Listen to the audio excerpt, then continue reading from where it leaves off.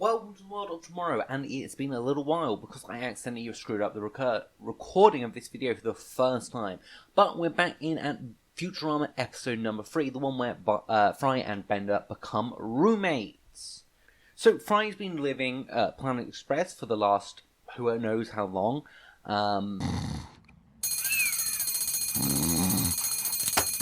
As he's still getting settled on in the future.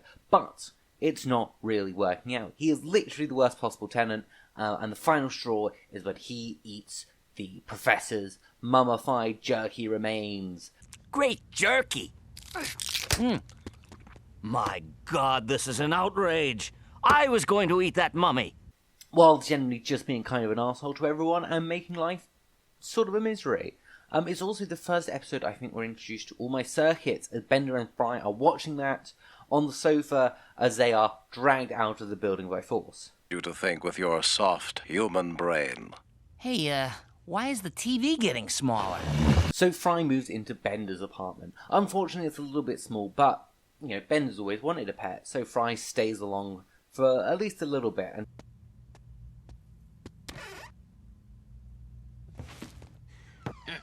until the sleep depravity and Bender muttering kill all humans in his dreams? Question mark? I don't know if Bender dreams, but he probably does. He's a rather intelligent robot. And after a few nights of sleeping like this, and Fry living life at a very strange angle, Leela sets it right. Hey, do you realize you're standing at a weird angle? Now you're okay. And once again, saving the day. Because that's sort of what Leela does in this show, is fix Fry and Bender's problems because they are just man-children. So they look at a collection of houses, the first being a lovely underwater one. But if you like dank, forget about it. At least it's got a great view. With just a minor problem of giant squid and Cthulhu attacks. The second looks a bit like an MC Escher painting, and it has stairs going to different dimensions, and, you know, who's going to use a fourth dimension anyway? We want to pay for a dimension we're not going to use.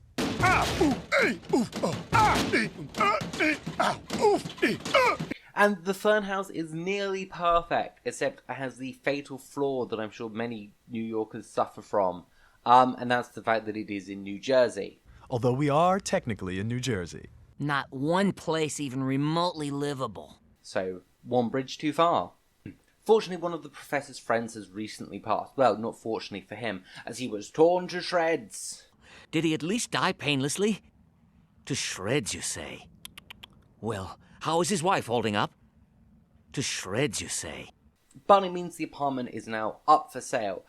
So with a somewhat interesting landlady who, again, shows up many, many times throughout the show. What's with all the crap? It's not crap. Dr. Mabutu collected this crap while he was exploring the whatchamacallit universe. The boys now have a new flat. And with a bit of classy redecoration and a putting up of a couple booth posters, they've created a masterpiece.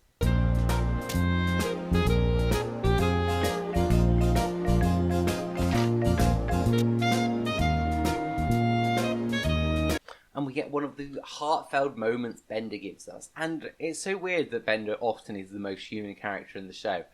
Because 99.9% of the time he is the biggest possible arsehole, and does anything selfish and sometimes things that don't even benefit him just to screw over other people.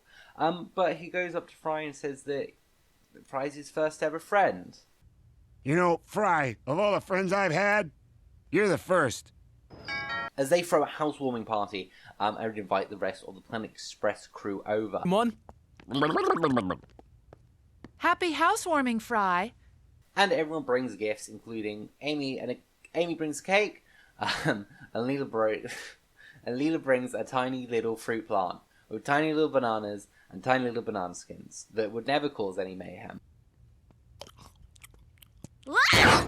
Hey, Amy. And it also happens to be the day of Calculon's wedding, the series finale of one of the All My Circuit shows. And it all looks like it's going well, until suddenly the television cuts out as Bender walks through the door. My half-brother is correct. You see, I have a terrible secret, and that secret is... Oh, come on! And after a bit of investigating, they learn that Bender's Kajiga antenna is what's going to cause all of the televisions to cut out, because he's making some sort of radio interference. There's your problem. Oh my god, Bender, it's your thingy. You people are nuts. My antenna never interfered with my old TV. You had cable. This is satellite. Which you'd think there'd be some sort of fix for in the year 3000, but it turns out there isn't. The only option is to cut it off. Well, you heard the mob. Fine. Come on, Fry. Let's move to that apartment that smelled like a sewer. Or make Bender leave. After Bender points out this lady has a huge, fat ass, he heads off and leaves the building, and it's really quite emotional. And then Fry being, I don't know if he's oblivious or just being selfish. Is there maybe some way we could do this with you going and me not going? I don't understand. As he makes Bender leave the apartment to go off on his own. On the death of Calculon, industrialist, private eye, friend. Mind if I give the eulogy?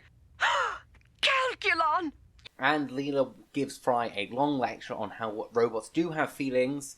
Only when he's in them, and you know it. You really hurt his feelings. Don't girl me with that girl stuff. Bender and me are guys. Guys don't have feelings. And that he needs to do something and apologize to Bender, as Bender has gone on a no-drinking binge, spending days and days alcohol-free, getting soberer and soberer by the minute. Leave me alone. Look at that 5 o'clock rust. You've been up all night not drinking, haven't you? And as he returns to the apartment in a drunken haze, he does the unthinkable. Bender cuts off his antenna. Bender, stop! Cutting Leela's head off won't solve anything. No, I'm gonna chop off my antenna. Hey, yeah, that sounds good. Permanently disfiguring himself to allow his friend to watch television. And so he can stay, well, best friends and live in the same apartment with him. It's almost the ultimate act of friendship. Oh. And Bender apologizes for all of his actions and selfishness. And Fry doesn't, because it's Futurama, and why would anything make sense? She's right. You're my best friend, Fry. I'm sorry I treated you so badly. Apology accepted. After all, you're only human. Wait a minute. You did it all backwards. And after a little bit of time, Bender starts to feel very dysphoric. He constantly looks in the mirror and imagines himself back with his antenna. So they go on a quest to find it. Oh. What's wrong? Nothing. And after a little bit of time, one of the police robots comes across it. And it's returned to Bender after he makes a comment on the size, because the antenna is a penis for robots. I don't know if female robots just don't have antennas then in the Futurama universe. I don't know if Crushinator had an antenna. You call that an antenna? Or if that's fine. But the boys decide that it's better to stay together than have one of them in this apartment. So they go back to Bender's old flat. But now they've got this house plant, and obviously there's no windows in Bender's apartment. So Bender suggests that they can put it in the closet. There's a very large window in there. You think this fruit tree's gonna get enough light? There's a window in the closet. At which point he reveals the closet, a giant room with enough space for Fry to live in, solving all of the people's problems all at once. A nice, succinct ending to the episode, with a little bit of drama, a lot of sort of emotional friendship stuff. It's a really good episode, and it's all wrapped up in a neat little bow. Beautiful.